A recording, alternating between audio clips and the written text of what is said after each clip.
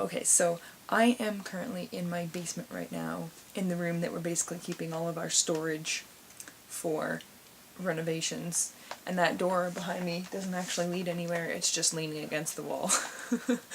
But my boyfriend is sleeping upstairs, and so I thought it would be a little bit safer to do it in the basement. I'm still trying to talk a little bit quieter, so I hope that this is still good even though I'm not talking super excited but I really wanted to do this review. So I am reviewing Ink by Amanda Sun, which is the first book in the Paper Gods trilogy, and I absolutely loved it, so I'm giving it 5 out of 5 stars. For those of you who don't know, Ink is about a girl who moves to Japan after her mother dies, so she has to move to Japan because that is where her aunt lives, who she has to live with. And of course she's not happy about it because she doesn't know how to speak Japanese, and it's a completely different culture.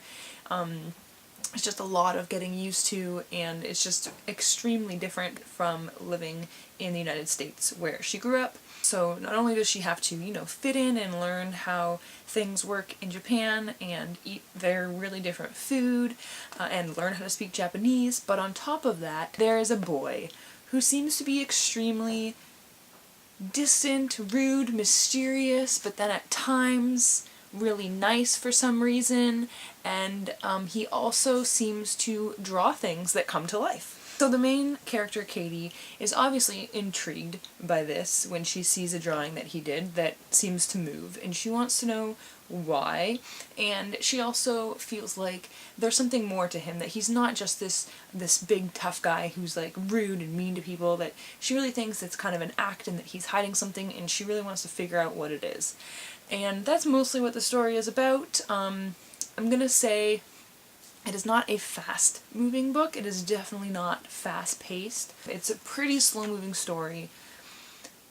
So if you're not in the mood for something a little bit slower, then you might not want to read this one. But definitely read it if you are in the mood for that type of book, or if you don't mind slow-moving stories. I definitely don't mind slow-moving stories, especially if it's done really well, and I think this is done really, really well because the characters were super strong. I loved the characters.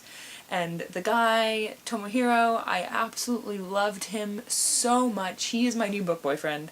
He was amazing. I loved how there was really two sides to him, and I loved how you really got to see a softer side to him and how you got to see a vulnerable side, but then also he had this tough exterior. And there were a few drawings in it. There weren't a lot though, so when they were there it was a little out of place, but there were some pretty neat little sketches, and the chapter markers are really, really pretty. And also the cover is pretty, and it's like watercolor type paper, which is really cool. But I absolutely love the characters. I loved the setting. I loved all of the descriptions, especially when the cherry blossoms were blossoming, and how they kind of fly everywhere and get stuck in people's hair, and they have this big celebration, and they got the afternoon off school so they could go have a picnic in the park with them all falling down almost like it was raining flowers. And just I also like that they used a lot of Japanese words in it, so it would say something in Japanese and then after it would have it in italics in English, so that's what they meant, just so that you could see what they actually what it sounded like in Japanese, I guess, which was kind of cool. The only thing that I kind of thought was a little weird about it was that at the beginning of the book she explains how she's really bad at speaking Japanese, and how she even describes it as broken Japanese when she's talking to her friend. But then I feel like it doesn't really progress in the story. She says in the first page that she's not good at speaking Japanese, but then she's speaking Japanese fine the rest of the book. And, I mean, it's obviously written in English in the book, but there's no description or her thoughts or anything about how she has trouble thinking of words. Well, no. I guess it does say a few times. There's one time when she has trouble describing bleached hair to someone, and she doesn't know how to say it in Japanese. And she had trouble writing a text in Japanese, so she wrote it in English. Okay, I guess there were a few of those parts, so it wasn't too bad. The last 100 pages or so were really, really exciting though. It does get pretty intense and pretty fast-paced towards the end, but I don't think that's like the whole reason for reading the story. The reason for reading the story isn't waiting for the last 100 pages, because it's really, really good before that. I just really enjoyed the setting and learning about Japanese culture and the characters, because they felt so real to me and so deep. I really, really, really loved this book. I loved it from actually when I was in the bookstore with my friend and I picked it up, and it was no, the first 2 sentences, which were, I made it halfway across the courtyard before I realized I was still wearing my school slippers. No lie. Just that, I was like, yep, this book is for me, I want this book.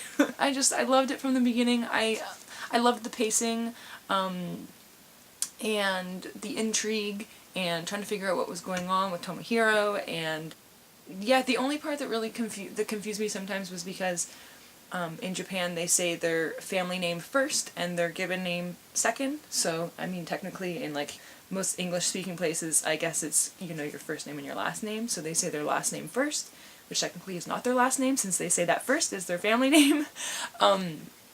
And you only say their given name if you're really close to them.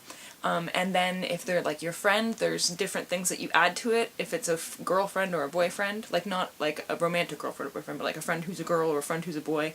And sometimes people will say their last name, and sometimes people will say their given name, and sometimes people will say their given name with the friend suffix, and sometimes they will say part of the given name, and so sometimes I didn't know who they were talking about because they use so many different words for different people, and they were Japanese, so it's harder to remember anyway because it's such a different, they're so different sounding.